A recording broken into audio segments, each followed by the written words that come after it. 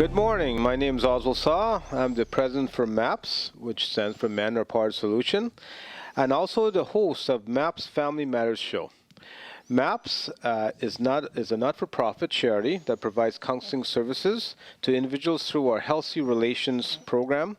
MAPS also operates transitional housing for men recovering from various addictions. And very exciting news, this fall we're also going to be opening up a transitional house for women as well.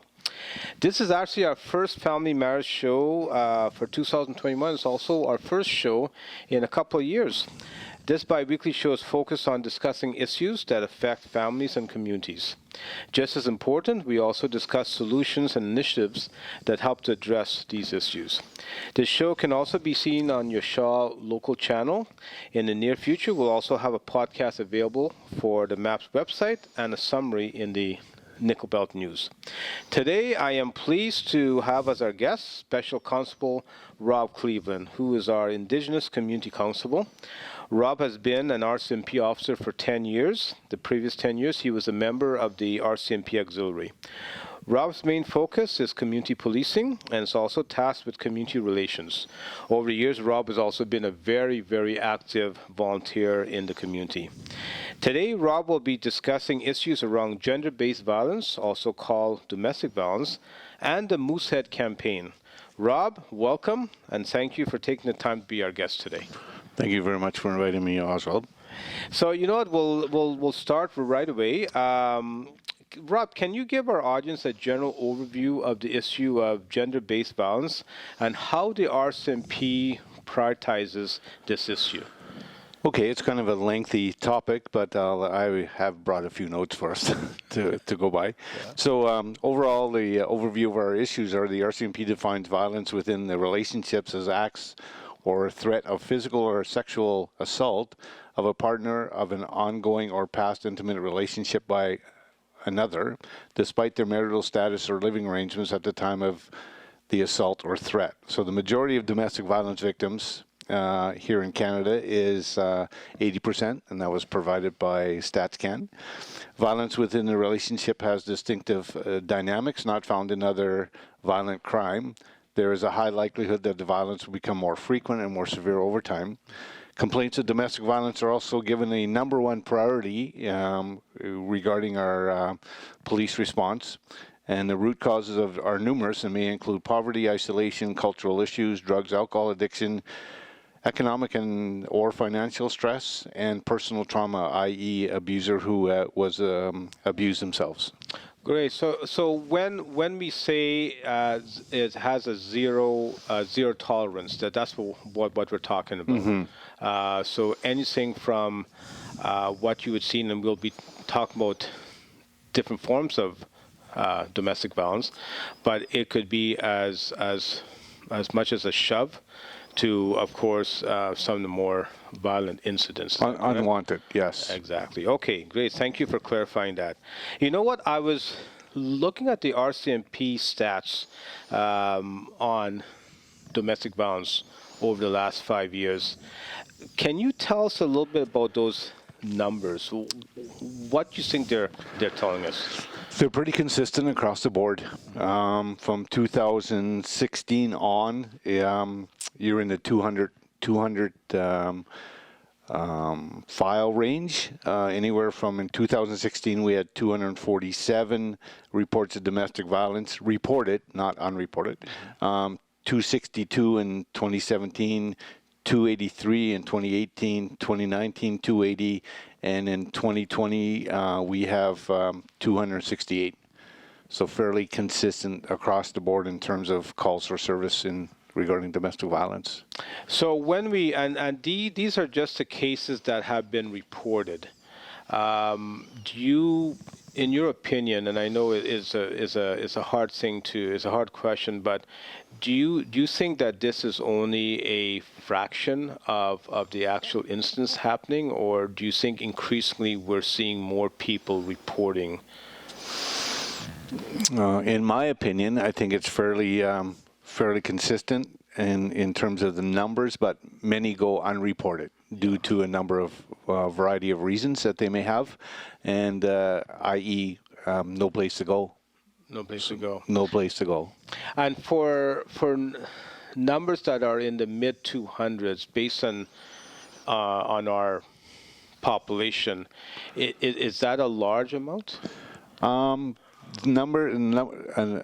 a lot of those numbers could also be repeat files as well. So, Yeah. in one particular grouping, it could be maybe that has occurred in that household a number of times. So that would change the numbers a bit in terms of frequency. Okay, okay. Now, when we talk about the different forms of abuse, because I think we want to clarify this, because I think there's some forms of abuse that people don't really think of abuse. So, can you go down what are some of the different forms of abuse that you've seen? Sure. Some of the ones that I'm familiar with are obviously the physical abuse that we see, the sexual abuse, the emotional abuse, psychological, and also the financial abuse. Okay. Where such as paychecks are being withheld, money isn't being given to the spouse to provide food, clothing for their children in the family, and is spent elsewhere, and so that is kind of being withheld. Okay. So, some forms of mental abuse, what are some examples of that? Making threats to harm someone, Okay. that breaking things or hurting your pets or threatening to do so, stalking, bullying, those kind of things. You think about Facebook, you think about social media, how those kind of things can be placed out there and for the whole world to know. Yeah. And those are definitely forms of emotional and psychological abuse. It's interesting too, because when we talk about gender-based violence, domestic violence, we always think of more of the physical part. And in fact, I think quite often we talk about actual punching, hitting, so on. But, it's something that escalates from what I've seen. It may start as a shove. It may start as a push. But what we're talking about, and if you can maybe clarify this a bit, is what we see as a slow escalation. It could start as maybe psychological abuse that could go into physical abuse. What's your thoughts on that? Well, some of the things, it's all unwanted, but it can start off something very, very small and begin to escalate, as you mentioned, such as hitting, pinching, slapping, pushing, punching, kicking, burning, shooting, stabbing, or cutting of the individual, right? So, yeah. Okay. Now, here in Northern Manitoba, gender-based violence, it is a huge issue. It affects everyone, but give us some statistics and the demographic group where we're seeing the most affected. If I can just back up for a minute, Sure. I wanted to just share some other forms of abuse. Oh, yes, okay. That such as your spouse humiliating you, insulting you, ignoring you, screaming at you, calling you names, isolating from you and your family and friends, telling you what you can do and where you cannot go and who you can be with, and then the other one is refusing to let you have money. Okay. So those are all controlling kind of issues in terms of domestic violence. So I just wanted to mention those as other forms of abuse, Oz. Yes, thank you for that. Yep. And if you could just reiterate Sure. that question. Yeah, so here in the north, what are the stats telling us, and are there certain demographic groups that are most affected? Okay, so First Nation Inuit women experience higher rates of family violence than non-Aboriginal women. Aboriginal women are 3.5 times more likely to suffer from a form of spousal violence than non-Aboriginal women. Aboriginal women who have experienced family violence, 87% were victims of physical abuse, and 57% were physically assaulted. 21% of Aboriginal people reported that a current or ex-spouse had assaulted them in the past 5 years, compared to 6% of non-Aboriginal population. And almost one half of Aboriginal victims of spousal violence experience potentially life-threatening violence at the hands of a current or ex-partner, compared to 31% of non-Aboriginal victims of spousal victims. And are these long-term trends that you've seen? Is this things that have been happening for a number of years? Many years. Many years, eh? Okay. Before we go into some of the impacts, I just want to remind everyone that you're watching the Family Matters show, and we're talking to Special Constable Rob Cleveland about gender-based violence. So, Rob, what do you feel are the contributing factors causing this, and what are some of the long-term impacts of it? So some of the roots of violence and the impacts are such things as colonization, as we're very, very familiar with, racism, isolation, and residential schools. Okay. A number of our roots of violence, or where they stem from. And with the racism, and I think we'll be talking a little bit more about this. Tell our audience just real quickly with the colonization and so on, what's the cause and effect of that? Well, obviously we can see the effect that has been passed on for generations. And the whole discovery piece and what has that led to, and the impacts it's had on our folks here in Canada. Yeah, and I know with residential school, and we've talked about this before, quite often it stems from some of the abuses that happen there, and the detachment of kids from their families. That all has had an intergenerational impact. Okay, thank you. So what are some of the effects of an unbroken, unhealthy, abusive home? Well, some of the challenges here that we have are fostering personal, family, community healing, eliminating poverty, obviously, promoting economic development, ensuring adequate housing and transportation for a number of our folks, enhancing education, improving employment opportunities, preserving culture and language, and fostering traditions and spirituality. What are some of the impacts of children and people experiencing violence or witnessing violence? There's definitely a continuum, you know, and it just seems to pass on, because that's the environment that you were raised in, and that's what you see, and you think that is the norm. Right. Where you go visit other communities or other folks where you don't see that, and so it's a real struggle. What was normal in your maybe home setting is different than in other settings, and that you don't do those kind of activities, and in terms of domestic violence and treating people with respect and dignity. There's one saying that I remember, that when it comes to some children, that at times some children feel safer out on the streets than they do at times in their own homes. That has led to issues such as gangs, joining gangs, drug addictions, teen pregnancies. I think it just goes on, that list of the different impacts.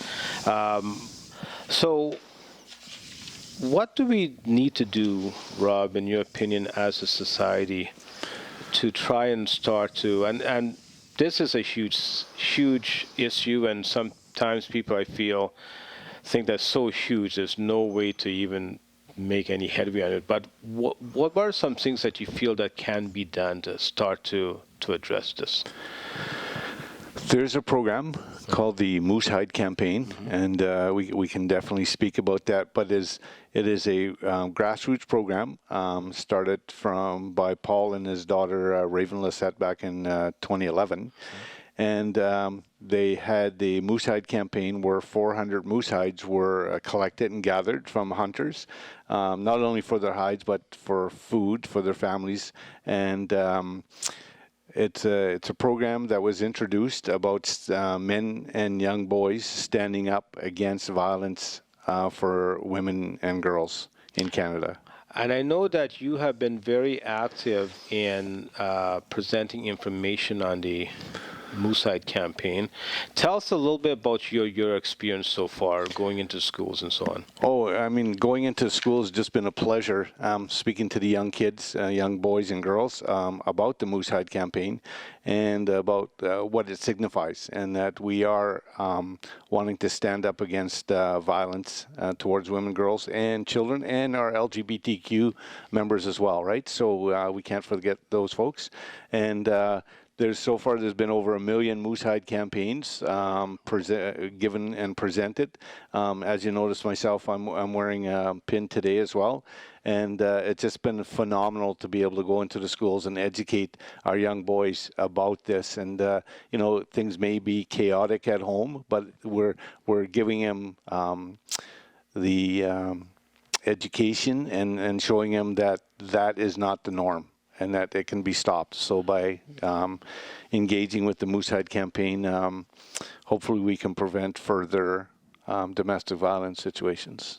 You know what? At MAPS, we always say that very few people do not know a relative or a coworker or a friend who has not experienced or at least witnessed some form of violence in their home. So it's one of those things that impacts everyone, and I think everyone needs to be involved in this. What have been some of the reactions from some of the kids that you've seen when you present this information? In my presentation, it's quite. I personally get a lump in my throat when I'm actually presenting this to the kids, like, especially talking about approximately every 6 days a woman in Canada is killed by her intimate partner. That was presented by StatsCan, and at least 1 in 4 women attending college or university in Canada will be sexually assaulted by the time they graduate. And then in 2014, there was a daily average of 7,969 women and children staying in shelters across Canada because it wasn't safe to be at home. Wow. So just stating those kind of things. Indigenous women are killed at 6 times the rate of non-Indigenous women, and the rate of domestic violence more likely higher than we know, as 70% of spousal violence is not being reported. So 70% is not being reported. It's a huge, huge number. Some other stats there is 71% of the reported family violence cases included physical assault. More than half, 54% of children and young victims of violence, family violence, and 72% of seniors and 75% of intimate partner victims reported being physically assaulted. So it's quite staggering, those numbers, and sharing it with the young kids. And I like to play an honor song when we go there, and we have all the kids stand up at the end and kind of take a stand, and I distribute the pins to the staff and to the kids, and then it starts a conversation. Right. And saying, hey, what is that pin for? What does that pin represent? And you can see mine is rather aged and worn, but I'm proud of wearing the pin every day and having those conversations with people. I tell you, thank you for the work you're doing. And I have to say, with the Moosehead campaign, the one thing that I've always been impressed with it's just an easy way for everyone to be involved in this issue. I applaud the people that started, but the great thing is about how engaging it can be. So, Rob, for any groups or any schools or anyone that wants to talk about the Moosehead campaign, or even wants to talk about gender-based violence, they're free to contact you. I have your number down here at the main office at 677-6909. Okay, that's great. We can continue to talk about this for a long time, but I know our time is coming to an end. I do want to once again thank Special Constable Rob Cleveland of the RCMP. And once again, his number is 677-6909. Family Matters will be airing at 11 a.m. every second Wednesday. Our next show, actually, we'll have a guest talking about his road to recovery from addictions. Until then, I just want to ask everyone to stay safe during this current third wave of the pandemic, and thank you for joining us for Family Matters. Thank you. Good day.